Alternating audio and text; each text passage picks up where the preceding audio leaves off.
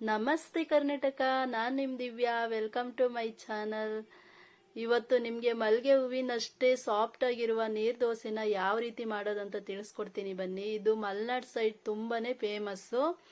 ಇದನ್ನ ನಾನ್ ವೆಜ್ಗೂ ಮಾಡ್ಕೊಂಡು ತಿನ್ಬೋದು, ವೆಜ್ಗೂ ಮಾಡ್ಕೊಂಡು ತಿನ್ಬೋದು. ಮಾರ್ನಿಂಗ್ಗೆ ಬ್ರೇಕ್ಫಾಸ್ಟ್ಗೆ ಮತ್ತು ನೈಟು ಡಿನ್ನರ್ಗೂ ಕೂಡ ತಿನ್ಬೋದು. ತುಂಬಾನೇ ಚೆನ್ನಾಗಿರುತ್ತೆ. ಅದಕ್ಕೆ ಬೇಕಾಗಿರೋ ಇಂಗ್ರೀಡಿಯೆಂಟ್ಸ್ ಏನೇನು ಅಂತ ನೋಡೋಣ ಬನ್ನಿ. ಇದಕ್ಕೆ ಬೇಕಾಗಿರೋ ಎರಡೇ ಇಂಗ್ರೀಡಿಯೆಂಟ್ಸು. ಅದೇನೇನಂತ ಇವಾಗ ಹೇಳ್ಕೊಡ್ತೀನಿ.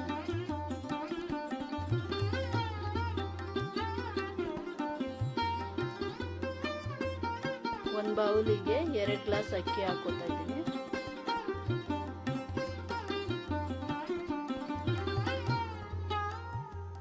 ಹಾಕೊಂಡು 3 ರಿಂದ 4 ಲೋಟ ನೀರು ಹಾಕಿ ನೆನೆಯಕ್ಕೆ ಇಡಬೇಕು. ಇದು 6 ರಿಂದ 7 ಗಂಟೆ ಟೈಮು ಚೆನ್ನಾಗಿ ನೆನ್ಕೋಬೇಕು ಅಕ್ಕಿ. ನಾನು ನೈಟು ನೆನೆಯಕ್ಕೆ ಹಾಕಿದ್ದೀನಿ ಮಾರ್ನಿಂಗ್ಗೆ ಬ್ರೇಕ್ಫಾಸ್ಟ್ಗೋಸ್ಕರ.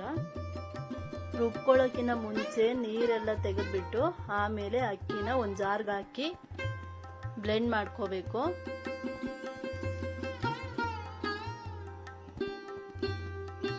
ನಾನು 3-4 ಜನಕ್ಕೆ ಬ್ರೇಕ್ಫಾಸ್ಟಿಗೆ ಮಾಡ್ತಾ ಇರೋದು ದೋಸೆನ. ಅದಕ್ಕೆ ನಾನು 2 ಗ್ಲಾಸ್ ಹಾಕೊಂಡಿದ್ದೀನಿ. ನೀವು ಇನ್ನೂ ಜಾಸ್ತಿ ಜನಕ್ಕೆ ಮಾಡಬೇಕಂದ್ರೆ ಇನ್ನೂ ಜಾಸ್ತಿ ಲೋಟ ಹಾಕೋಬೋದು ಅಕ್ಕಿನ. ಇವಾಗ ನೋಡಿ ಹಾಕಾಯ್ತು. ನೀರು ಸ್ವಲ್ಪ ಹಾಕ್ಕೊಂಡು ರುಬ್ಕೋತೀನಿ. ತುಂಬ ತೆಳು ಆಗಬಾರ್ದು ರುಬ್ಬಕ್ಕೆ, ಮೀಡಿಯಮ್ ಇರಬೇಕು. ರುಬ್ಕೊಂಡಾದ್ಮೇಲೆ ಅದಕ್ಕೆ ಸ್ವಲ್ಪ ರೈಸು ಸೇರಿಸ್ಬೇಕು.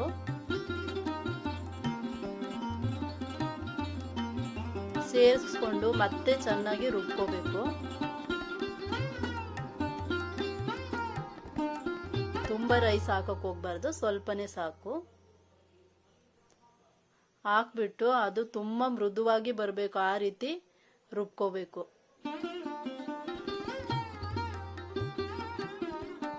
ರುಬ್ಕೊಂಡಾಯಿತು. ಅದನ್ನ ಒಂದು ಪಾತ್ರೆಗೆ ಹಾಕೋಬೇಕು.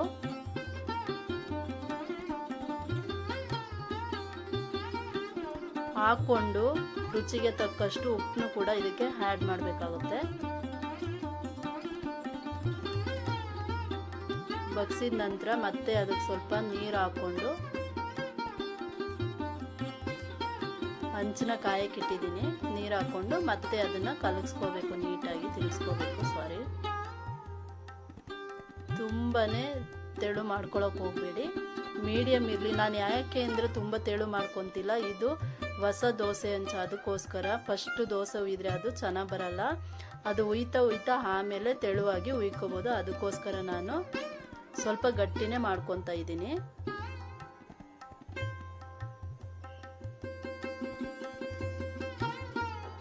ಇನ್ನು ಸ್ವಲ್ಪ ನೀರು ಹಾಕೋತಿದ್ದೀನಿ.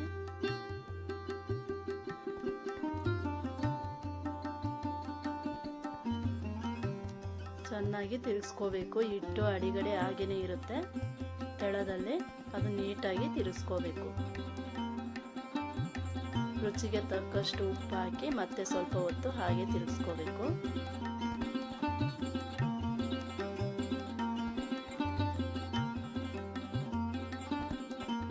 ಇವಾಗ ನಾನು ಇದಕ್ಕೆ ಒಂದು ಚಾಕಿಗೆ ಈರುಳ್ಳಿ ಹಾಕ್ಕೊಂಡು ಆಯಿಲ್ ಹಚ್ಚಕ್ಕೆ ಇದು ಮಾಡ್ಕೊಂಡಿದ್ದೀನಿ. ನೀವು ಬಟ್ಟೆ ಕೂಡ ಉಪಯೋಗಿಸ್ಬೋದು. ಒಂದು ಕೋಲಿಗೆ ಸುತ್ಕೊಂಡು ಬಟ್ಟೆನ ಅದರಲ್ಲೂ ಕೂಡ ಎಣ್ಣೆ ಹಚ್ಚಕ್ಕೆ ಉಪಯೋಗಿಸ್ಕೋಬೋದು. ನಾನು ಯಾಕೆ ಈರುಳ್ಳಿನೇ ತಗೊಂಡಿದ್ದೀನಿ ಅಂದರೆ ತುಂಬಾ ಚೆನ್ನಾಗಿರುತ್ತೆ ಸ್ಮೆಲ್ ಅಂತ ತಗೊಂಡಿದ್ದೀನಿ. ನೋಡಿ ಎಷ್ಟು ಚೆನ್ನಾಗಿ ಬರ್ತಾ ಇದೆ ದೋಸೆ ಅಂತ. ಇವಾಗ ಇಷ್ಟೇ ಉಯ್ಬೇಕು, ತುಂಬ ದಪ್ಪವಾಗಿ ಉಯ್ಕೋಬಾರ್ದು.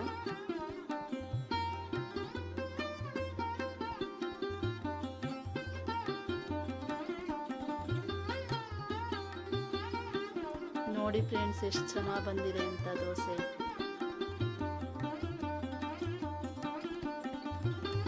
ಲೋ ಫ್ಲೇವರ್ನೇ ಬೇಯಿಸ್ಕೋಬೇಕು.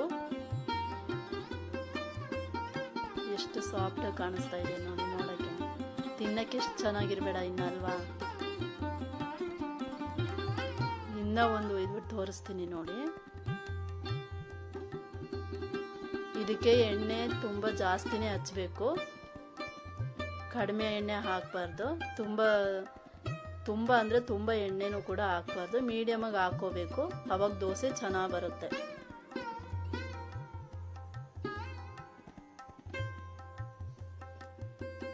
ನೀರು ದೋಸೆ ರೆಡಿ ಆಯಿತು ಫ್ರೆಂಡ್ಸ್. ನಾನು ನೀರು ದೋಸೆಗೆ ಇವತ್ತು ವೆಜ್ ಆಲೂಗೆಡ್ಡೆ ಪಲ್ಯ ಮಾಡಿದ್ದೀನಿ. ತುಂಬಾ ಚೆನ್ನಾಗಿರುತ್ತೆ. ಅದಕ್ಕೆ ನಾನ್ ವೆಜ್ ಮಟನ್ನು ಮತ್ತು ಚಿಕನ್ಗೂ ಕೂಡ ತುಂಬಾ ಚೆನ್ನಾಗಿರುತ್ತೆ. ನೀವು ಬೇಕಿದ್ರೆ ನಾನ್ ವೆಜ್ಗೂ ಕೂಡ ಟ್ರೈ ಮಾಡಿ ನೋಡಿ ಫ್ರೆಂಡ್ಸ್, ತುಂಬಾ ಇಷ್ಟಪಡ್ತೀರಾ ತಿಂದರೆ.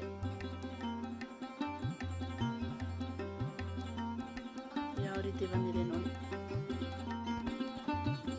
ನೀವು ನಮ್ಮ ಚಾನಲ್ಗೆ ಸಬ್ಸ್ಕ್ರೈಬ್ ಆಗಿಲ್ಲ ಅಂದರೆ ಈ ಕೂಡಲೇ ಸಬ್ಸ್ಕ್ರೈಬ್ ಆಗಿ ಫ್ರೆಂಡ್ಸ್.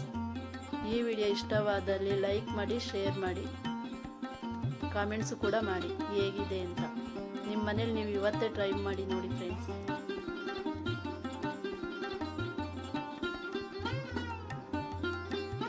ತುಂಬ ಮೃದುವಾಗಿ ಬಂದಿದೆ ನೋಡಿ ಫ್ರೆಂಡ್ಸ್.